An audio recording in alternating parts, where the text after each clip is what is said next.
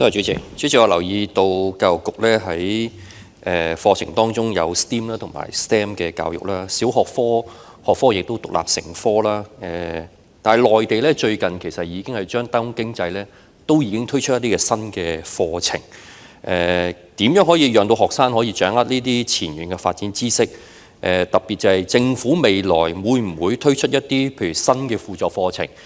涵蓋機械人啊、人工智能啊同埋創新科技，從而係達到產教融合，亦都助力香港咧係建立呢個國際創新嘅科技中心咧。局長，多謝主席，感謝梁議員嘅提問。關於一啲對於新興科技嘅了解咧，正如議員所講，喺而家嘅小學科學科或者其他我哋嘅科技教育嘅學習範疇啦，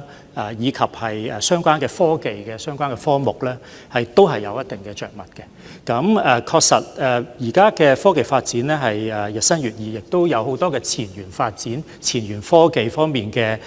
知識咧，都係好需要我哋同學係即係去學習。咁因此喺我哋相關嘅教師培訓活動咧，我哋都係會去積極咁樣裝備教師同工咧呢一方面嘅知識，讓到教師同工都可以與時並進。咁其實喺課程裏邊亦都有足夠嘅空間咧，可以讓到我哋嘅喺日常嘅教學當中係可以俾到我哋同學接觸到，亦都了解到包括低空經濟等等嘅一啲前沿嘅科技嘅發展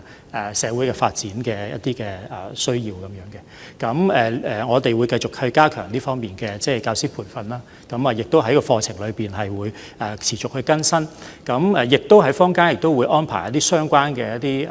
學生嘅活動啦，讓到我哋同學可以咧係更加掌握相關嘅知識同埋技能。多謝主席。